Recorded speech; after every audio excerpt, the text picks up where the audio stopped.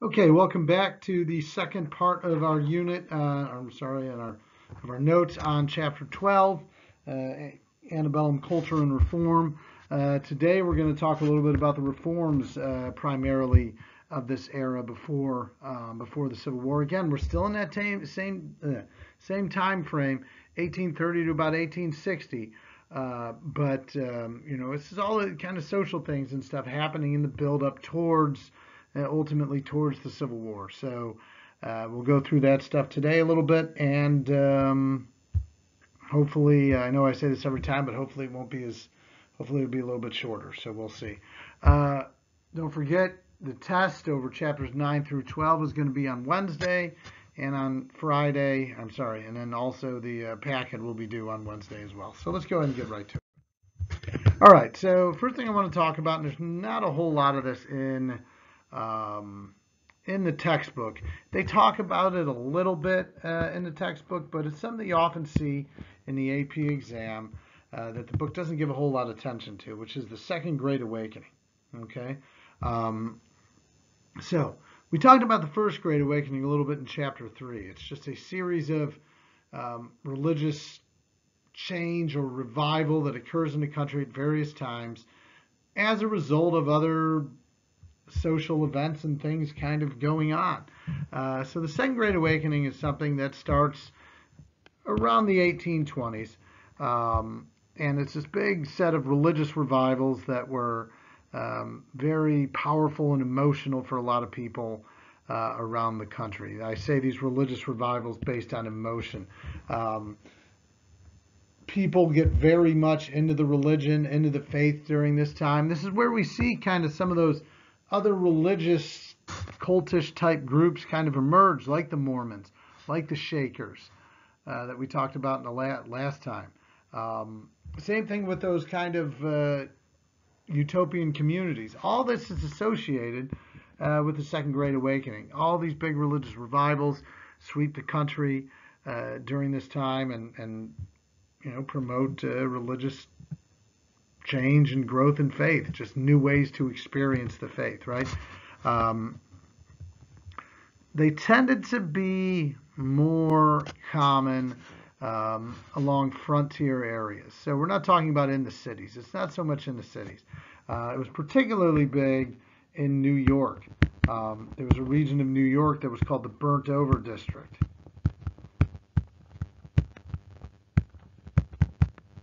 In the Burnt Over District, it was called that because the religious fervor, the religious enthusiasm was so strong that they said it set the whole area on fire. And this was like upstate New York, kind of like western New York and central New York. And, people were really super enthusiastic about religion there. Tended to be popular amongst people that are a little less educated. Again, something else you're going to find in more rural frontier areas. And the Baptist religion and the Methodist religions in particular saw big growth during this time, as well as some of those other offshoots like Mormonism, like the Shakers, et cetera, et cetera.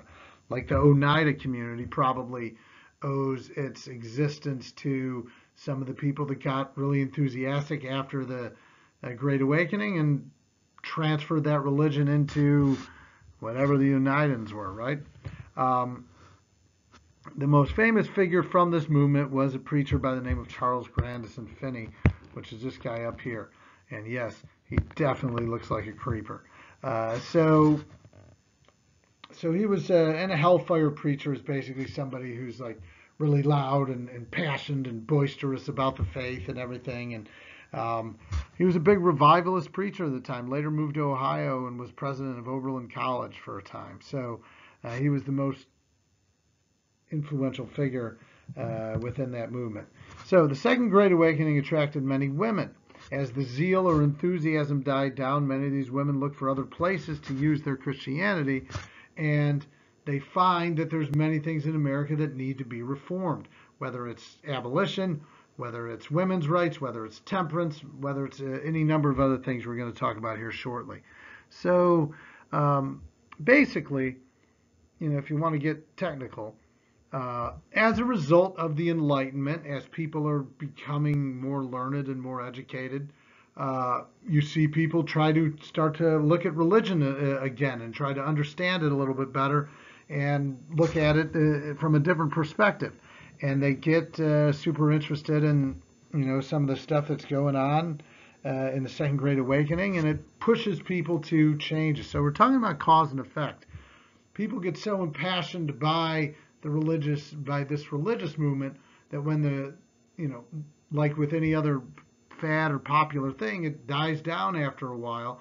And once it dies down, people look for something else, look for another way to share their faith or their morals and their ideas, and they go to these various reform causes to try to make positive change happen. So, and we're going to start talking about some of these different causes now. So the 1840s is a period of great social reforms. We see a lot of big reforms take place during the 1830s and 40s, and again we see a lot start to take place during the early 1900s as well. So this is kind of like an early period, and the 1960s. So an early period of big social changes and reforms taking place, right? So here we're going to focus particularly on three areas: on education, on the temperance movement, and on mental illness. So first we'll talk a little bit about education. Kind of the father of American public education is a guy by the name of Horace Mann. So Horace Mann is generally regarded historically as the first modern educator, okay? And he really preached the value of a uniform public education, okay? Horace Mann spoke about and wrote about and talked about the importance of schooling, how public education should be mandated and tax supported, and the opportunity for education should be granted to everybody.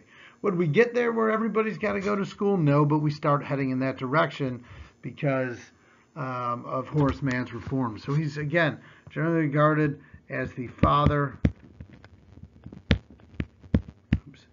of modern public education. Okay, so really important figure here.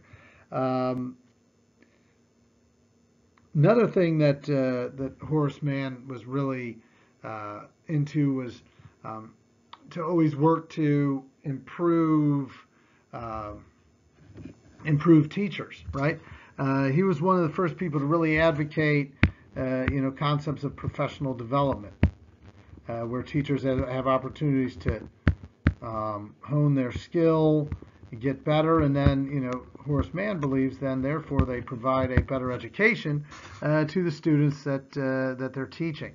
So not only learning was Horace Mann an advocate for learning for students, but also wanting to develop better teachers to create a better educational system in the country. Okay, something else that helps along with this process is called the William McGuffey Reader.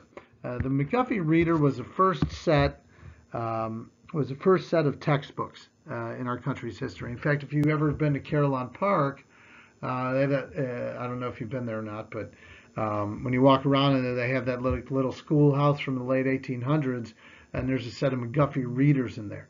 Again, they're much smaller, obviously, than the textbooks that we see today. They're much smaller than the textbooks that we see today, and but they cover things like history and math and grammar and all that stuff that becomes key parts of our education system. Our education system, as we have it today, owes itself largely to kind of these and other reforms and reformers. What the McGuffey Reader creates for the first time is what we call educational uniformity. In other words, with a uniform set of textbooks, you have kind of a curriculum being taught from one school to the next, where we can better ensure that students are able to learn certain things. Horace Mann actually later goes on to found a teacher college that is now Antioch University up in Yellow Springs. So he spent a lot of time in Ohio too. So big education changes in the middle of the 19th century. Another big movement was the temperance movement. The temperance movement is all about the temperance or prohibition of alcohol. There was a big movement probably associated with the Second Great Awakening where people started to say, oh, alcohol is bad and people shouldn't drink and all this other stuff. So we start to see a movement against drinking. And obviously it would ultimately, almost 70 years later, result in the 18th Amendment, which was the prohibition of alcohol.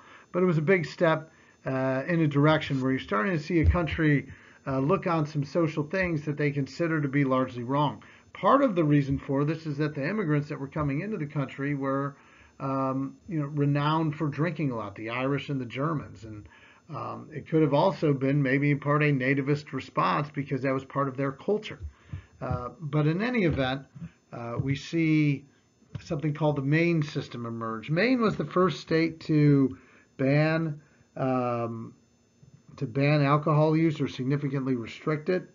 And they had this thing called the Maine system, which significantly restricted alcohol purchase and consumption. And eventually it spreads to other parts of the country until we get prohibition, which at the end of the day turned out to be a big mistake. And then in the next slide, I'll show you like a little famous cartoon of the dangers of alcohol abuse, and we'll talk about that. But the other big social reform of the era, of course, had to do with the mentally ill. And the woman that kind of leads this movement, again, we talked before about women being empowered by the Second Great Awakening. And they jump out to make changes. The temperance movement is led by women. Movements to help the mentally ill, led by women, particularly a woman by the name of Dorothea Dix. Basically, Dorothea Dix was the first person to kind of determine that people with mental illnesses can be helped if you give them, if you kind of treat them and give them some sort of, attention to try to help them become more functional. Basically what would happen with people with mental illnesses before this time is essentially you kind of cast them aside or, lock them in a room and throw away the key, so to speak. They'd be thrown in really bad asylums where there'd be lots of issues and problems. And there would be really no hope. If you're somebody that had mental problems, generally people believe there's no way you could contribute to society, so there was limited opportunity for these people to make contributions.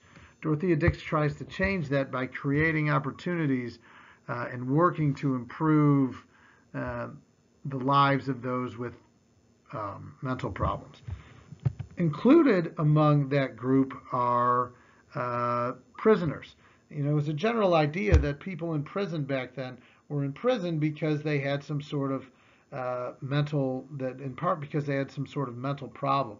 So, you would see kind of prisoners that would be thrown into jail and they'd be surrounded by other criminals at all times, right? So they don't really get any, so all prisons do is kind of breed more criminality. In other words, if you're a thief and you're in jail or prison with other thieves, then when you guys get out of prison, you're going to do even more thieving because you've been surrounded by other people that do the same thing. Prison reform of this time focuses on trying to reform criminals by teaching them literacy, certain aspects of education. The concept of solitary confinement comes around this time. The idea is you could put a prisoner in a room separated from everybody else, and it would force them, the philosophy here was it would force them to think on their ills and think on their mistakes, and hopefully through that they'll come out of jail or out of prison as better people. So that was the general idea there. Obviously, its success could certainly be debated, as we still have a lot of problems with prisons today, but, it's a step in a positive direction. So there you go. Now, I told you before I was going to show you the famous image, the Drunkard's Progress, which basically says the process of what will happen to you if you drink, right? You have one drink and you can't totally see it on there, and that's okay, but then you have one too many and you're talking to women here, and then you have too much and you're falling asleep drunk somewhere, and then beyond that you become drunk and riotous, and then you're going out with other guys that are doing the same thing, and then the decline starts. Poverty and disease step in, and you look all ragged. You find out that you're deserted by all your supposed friends, all the guys that you were drinking with before. So you turn to a life of crime, and that doesn't work out, and you commit suicide. All the meanwhile, your wife and child, your family is left behind as the alcohol ruins a family and a life, right? These were real concerns that people had in the 1840s as they saw alcohol and drinking as a serious problem in society that needed to be seriously dealt with. So, and not that it's not a problem, but certainly in today, but this was something that people were very, very passionate about for a long time. And eventually, of course, it led to the ill-fated 18th Amendment. So anyway, let's move on. One other thing I want to talk about just a little bit here is the beginnings of the women's movement. So in the 1840s, kind of in response to, again, the Second Great Awakening, women feel empowered to do something. I said a couple slides ago how there was a lot that needed reforming and changing in society, and women want to take advantage of these opportunities. So what we see for the first time is the beginning of a movement to support women and support women's opportunities, right? And this happens in 1848 near Buffalo, New York, in something called the Seneca Falls Convention, right? I think just the fact that this event happens at all has a lot to do with transportation and social change. A married woman is stuck in the cold of domesticity, and therefore is not going to be part of any Seneca Falls Convention or any movement to help, to help women. But since there's unmarried women now that feel it safer that they can travel longer distances via train, women from all over the country come to Buffalo, New York to begin the argument, the process that's ultimately going to take them over 70 years to gain suffrage and gain the right to vote. The women's movement comes as a result of the abolitionist movement, right? As people are more impassioned about the rights that are being denied African Americans or slaves, people start to look a little bit at, there's other groups in society that are also maligned or overlooked, and that included women, okay? So there begins a long journey for women's rights. And the women's right, basically, this is not a manifesto so much, but a declaration of sentiments and resolutions, which was taken kind of directly from the Declaration of Independence, changed, to kind of speak to the points in the Declaration of Independence that say that all people are created equal and opportunities should be the same for everyone, and then changing other words in there to speak to the desire for women to have the right to vote. And it's a great idea, and it has some great support from people like Frederick Douglass and women's leaders of the time, Elizabeth Cady Stanton, Susan B. Anthony, Lucretia Mott. That's a weird name, Lucretia. It's popular back then. So you get many people that are important to leading this movement to allow women to have the vote. Okay, there is kind of one thing in the way, though, for women, and that, of course, is the abolition movement is going on. So, a couple of questions here. The feminist movement and the women's rights movement during this time really takes a secondary status or a secondary role. Why is it that the abolition movement gets top billing here? Why is the abolition movement something that's so much more important? So I want you to answer that question for me. Why do you think that abolition gets kind of top billing for this? And Why do you think ladies resent this idea?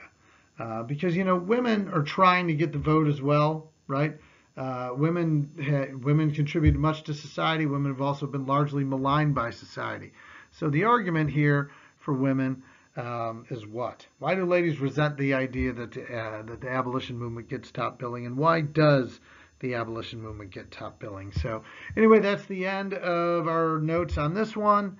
Let me know, certainly, if you have any questions. We'll finish up with the last little bit of notes tomorrow. I'll send you a video tomorrow night, and then the test will be on Wednesday. All right? Talk to you later.